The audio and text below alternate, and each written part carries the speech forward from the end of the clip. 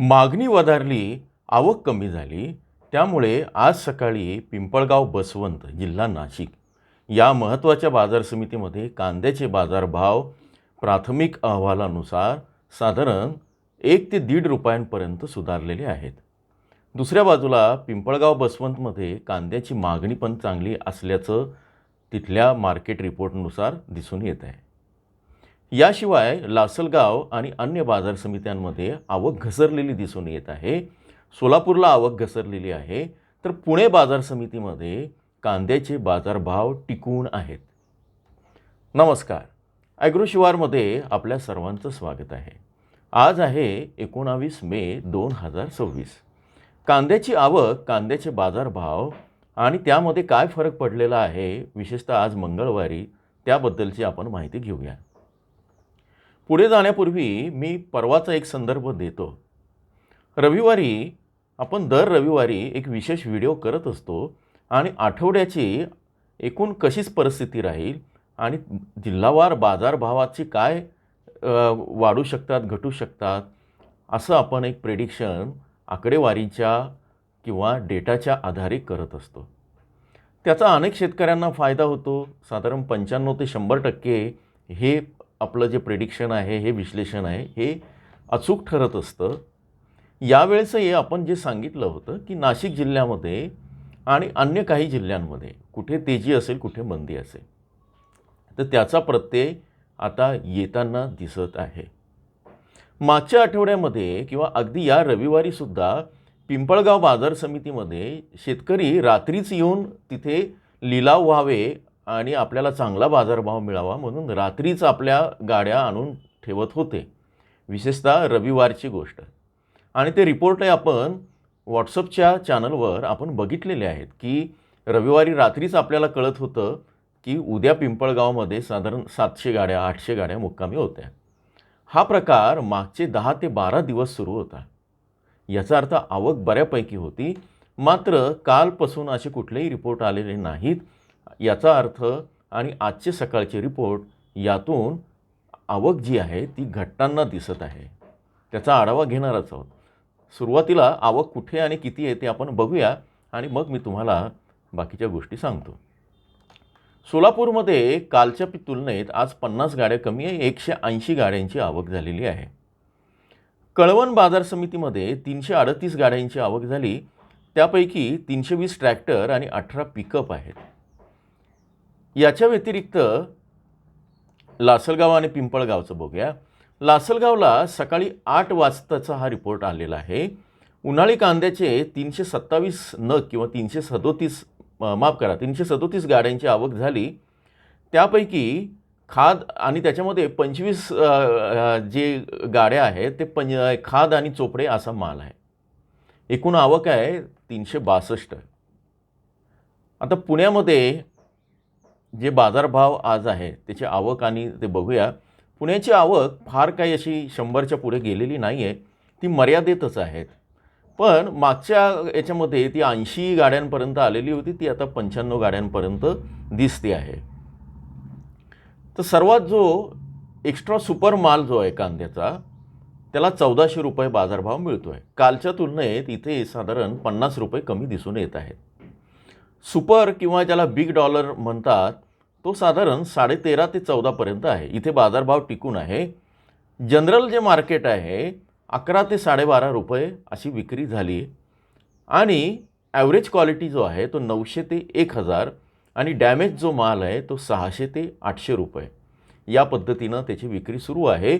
किमान 600 आणि जास्तीत जास्त 1300 रुपये असे तुम्ही बाजारभाव जे आहे पुण्याचे आहेत ते टिकून आहे.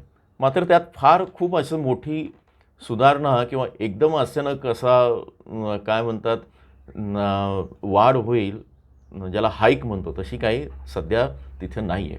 पण नुकसान पण नाही आहे. आता बंगळुरू मार्केटमध्ये कांद्याच्या आवकी कमी झालेल्या दिसत आहेत. आज सकाळच्या रिपोर्टनुसार यशवंतपुरा मंडई जी आहे तिथे साधारण 39,000 कट्टे आणि जी दसनपुरा जी मंडी आहे तिथे साधारण 3,000 कट्टे इतकी आवक झालेली आहे. आता या ठिकाणी या दोन्ही आवकेचा परिणाम इतर ठिकाणी पण काही प्रमाणात होतो आहे. आता आवक कमी होत आहे, ती कशी आणि काय ते त्याची आकडेवारी मी या व्हिडिओच्या शेवटी सांगणार आहे. आता आणखी पुढे लासलगावला सकाळी 6:30ची जी आकडेवारी आहे, म्हणजे शेतकरी अगदी पहाटे 4ला वगैरे निघून त्यांना यावं लागतं या सगळ्या याच्यामध्ये. त्यांचा एक वेगळा संघर्ष असतो येण्याचा आणि नंबर लावण्याचा. तर सकाळी 6:30 पावणे 7पर्यंत साधारण 180 गाड्या दाखल झालेल्या होत्या. आता थोडं दिल्लीचं आपण मार्केट बघूया. दिल्लीमध्ये नाशिकवरनं 16 ट्रक गेलेत, पुण्यातनं 37 ट्रक गेले, राजस्थानवरनं 16, MP मधनं 10, खंडवा तिथून काहीच नाही आहे. एकूण 80 गाड्या गेलेल्या आहेत. कालच्या गाड्यांपैकी 48 गाड्या दिल्लीमध्ये अजूनही शिल्लक आहे आणि 56 गाड्या अजून ज्या आहेत त्या अनलोड व्हायच्या बाकी आहेत. एकूण मागणी पुरवठा जी आहे ती ठीकठाक सुरू आहे त्यातनं. तर हा सगळा सकाळच्या वेगवेगळ्या बाजार समित्यांचा आणि मंडईंचा हा सगळा अहवाल. आता पिंपळगावची आणि एकूणच नाशिक जिल्ह्याची आवक किती ते बघूया. मागच्या आठवड्याच्या तुलनेत ही आवक आता घटताना दिसत आहे. मागच्या आठवड्यात सोमवार, मंगळवार, बुधवार असे 3 दिवस एकट्या नाशिक जिल्ह्यामध्ये 2.5 लाख, त्याच्यानंतर 2,40,000, 2 लाख अशी आवक होती. कालची आवक आपण जर बघितली तर तुमच्या असं लक्षात येईल की ती एकूण जी आवक आहे मागच्या आठवड्याच्या तुलनेत ती कमी आहे, 3,26,000 झालेली आहे. आता हा आकडा अजून अपडेट होईल, पण आता कालचा आकडा आहे तो अपडेट झाला असेल असं आपण गृहीत धरूया. सोमवारची जी आवक 3,26,000 किंवा 3,27,000 धरली तर एकट्या नाशिक जिल्ह्याची आवक होती 1,78,000 क्विंटल. आता 2 लाखांच्या तुलनेत ही कमी झाली आहे, फार कमी होत नाही आहे, पण हळूहळू कमी होती आहे. शेतकऱ्यांना जसं लक्षात येतं आहे की चांगल्या क्वालिटीचा कांदा अनेक ठिकाणी येतो आहे, तो ते साठवत आहे, त्यांना जसा आत्मविश्वास येईल की माझा कांदा चांगला आहे आणि मी साठवून ठेवू शकतो, आणि ज्यांच्याकडे साठवण्याची पण सोय आहे त्या सगळ्यांना यामध्ये आवक कमी करण्यामध्ये यश मिळत आहे. मात्र जो खराब क्वालिटीचा कांदा आहे, ॲव्हरेज क्वालिटी आहे, पावसानं खराब झालेला होता पूर्वी, तर ते कांदे आता कमी व्हायला लागले आहे, त्यामुळे मागणी वाढू शकते. आणखी एक, नाफेड NCCFनं 1235 रुपये जरी भाव दिला आणि सगळ्या कंपन्यांनी भ्रष्टाचार जरी करायचं ठरवलं, इकडनं कांदा आणला तिकडनं कांदा आणला, तरी बाजारामध्ये 2 लाख मेट्रिक टन कांद्याचं शॉर्टेज येणार आहे चांगल्या क्वालिटीचं. गोल्टाने ॲव्हरेज तर ते घेणार नाही, भ्रष्टाचार करायचा झाला तरी त्यांना तो टिकायला पाहिजे त्या सगळ्या याच्यामध्ये. तर या सगळ्या याच्यामध्ये या सगळ्या भ्रष्टाचारासह किंवा घोटाळ्यासह हे गृहीत धरून 2 लाख मेट्रिक टनाचा फटका बसणार आहे. त्यामुळे नाफेडचा कांद्याचा भाव कमी आहे ते हळूहळू वाढतील किंवा कसे होतील हे आपल्याला नंतर कळेल. पण ही खरेदी जर 100% एवढ्या 10-15 दिवसात, 20 दिवसात झाली तर शेतकऱ्यांना, आत्ता ज्यांच्याकडे चाळीची सोय नाही, ज्या शेतकऱ्यांना आज बाजारामध्ये 200, 300, 400 रुपये भाव मिळतो आहे चांगल्या क्वालिटीच्या कांद्याला, ॲव्हरेज क्वालिटीचा, त्या शेतकऱ्यांना नाफेड NCCFच्या माध्यमातून 1200-1500पर्यंत जे काही त्यांचे भाव येतील ते मिळू शकतात. त्यांना थोडक्यामध्ये फायदा आहे. विशेषतः अहिल्यानगर, छत्रपती संभाजीनगर, नाशिकमध्ये येवला, चांदवड, मनमाड, नांदगाव, तिकडे मुंगसे, इकडे सटाण्याचा काही भाग, देवळाचा काही भाग, या ठिकाणी बाजारभाव आजही 700 रुपयांपेक्षा कमी आहे सरासरी, सिन्नर आहे. तर या ठिकाणी जर तुमचा चांगला माल असेल तर आजही चांगल्या क्वालिटीच्या मालाला किती रुपये बाजारभाव मिळतो आहे तर 700 रुपये, 800 रुपये सरासरी. पण हाच माल जो आहे नाफेडमध्ये तुम्हाला 1200 मिळू शकतो. काल राष्ट्रवादीनं जे आंदोलन केलं आहे, शिवसेनेनं जे आंदोलन केलं आहे त्याचाही परिणाम कुठेतरी होताना दिसतो आहे. त्यांनी जो इशारा दिला आहे त्यातनं आता भावांतर योजना मिळेल किंवा मग नाफेड NCCFच्या खरेदीचे दर वाढतील का, याची पण शक्यता निर्माण झालेली आहे. याची चर्चा व्यापाऱ्यांमध्ये आहे. पूर्व आशियामध्ये निर्यात अतिशय व्यवस्थित सुरू आहे, ती काळजी करायचं करत नाही, मागच्या वर्षीपेक्षा वाढलेली आहे. या सगळ्याचा एकत्रित परिणाम जो आहे, आणि इंधन व्यवस्थित आहे, रशियाकडनं व्यवस्थित आयात होती आहे. त्यामुळे ते संपेल आणि मग रांगा लावू आणि मग काही गोष्टी होतील आणि मग भाव पाडून घेऊ शेतकऱ्यांचे, अशी पण स्थिती नाही. या संदर्भात रोहित पवारांनी कालच ठणकावलेलं आहे बाजार व्यवस्थेला, की तुम्ही एक्सपोर्ट कमी झाला म्हणून आम्हाला सांगू नका त्याच्यातनं.